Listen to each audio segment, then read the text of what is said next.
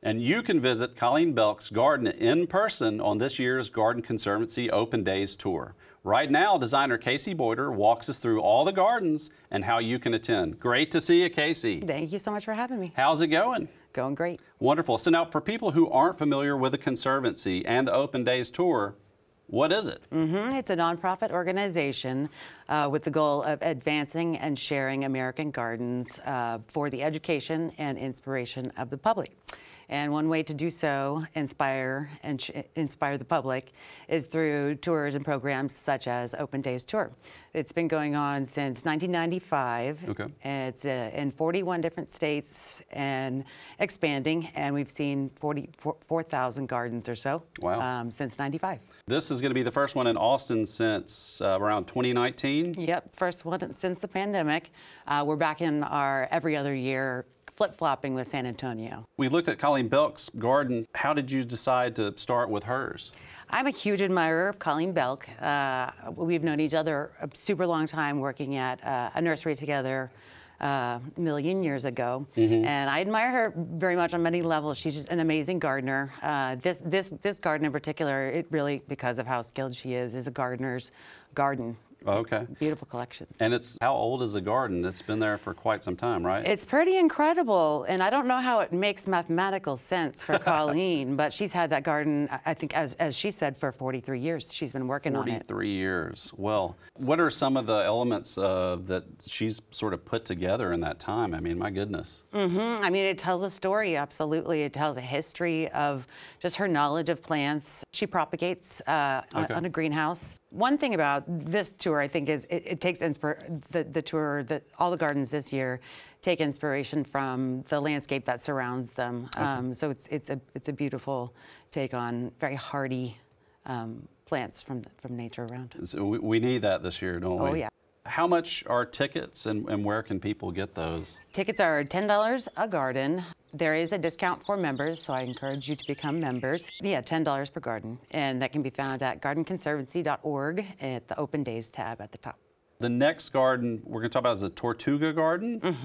Am I saying that correctly? Yes, you are. Okay. Turtle, yeah. Tell us about that one. This one is beautiful. It's on the banks of Lake Austin, which is really interesting because Lake Austin can create microclimates. Sure. And so it's opportunities to find, interesting. The water holds a lot of heat, so it's more tropical of a garden. Right. But it's beautiful. Established wild cypresses. Yeah, they did a wonderful job. ADLA did this, designed this garden. Okay. And, from your perspective, what's the best thing about the Gardens Tour? I just love how the access, because these are private gardens that not everybody gets to see all the time.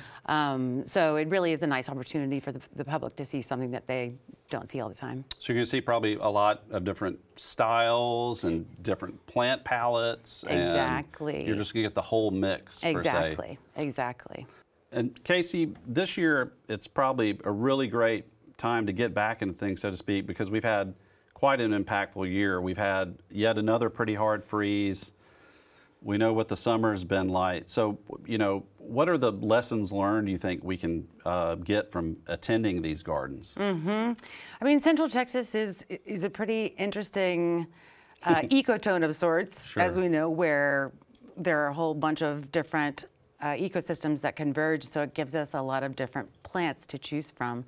And there's quite a few winners that can be found here in Central Texas.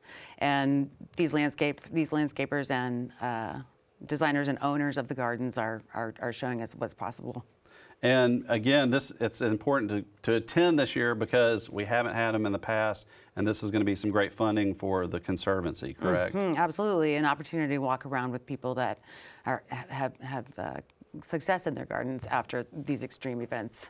Yeah, so I think that's a really big thing. I think exciting for me is getting to have that one-on-one time with some experts that maybe can help you troubleshoot a few things that might be going on in your neck of the woods, so to speak, and to deal with some of these challenges. Because again, I think it's so nice that you get to see gardens that have been there for quite some time and have rolled with the punches, so to speak, but you've got some of these newer designs as well.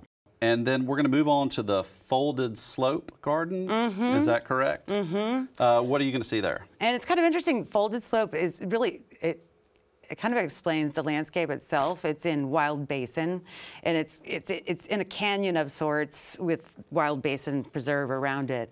And the landscape itself mirrors those hillsides and folds in on the slope. It's beautifully done by Open Envelope Studio. Open Envelope, yes, Yeah. we love them.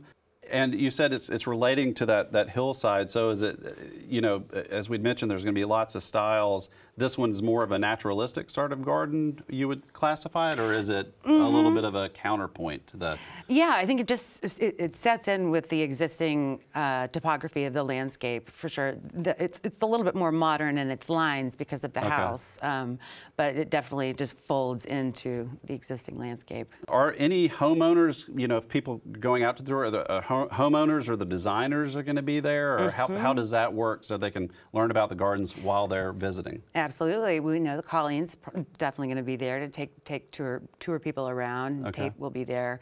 So yeah, we'll have homeowners, we'll have designers, and we'll have our trusty volunteers as well.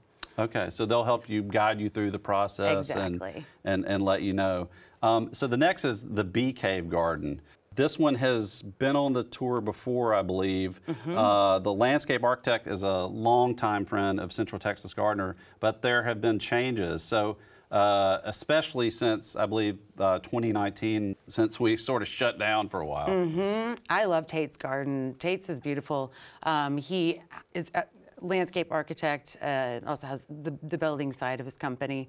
So it's just a beautiful example of masonry work that can be done with scraps from old jobs and things like that, but with a beautiful touch. It is an expansive property. I think it's over 20 acres in total, right off of Bee Cave.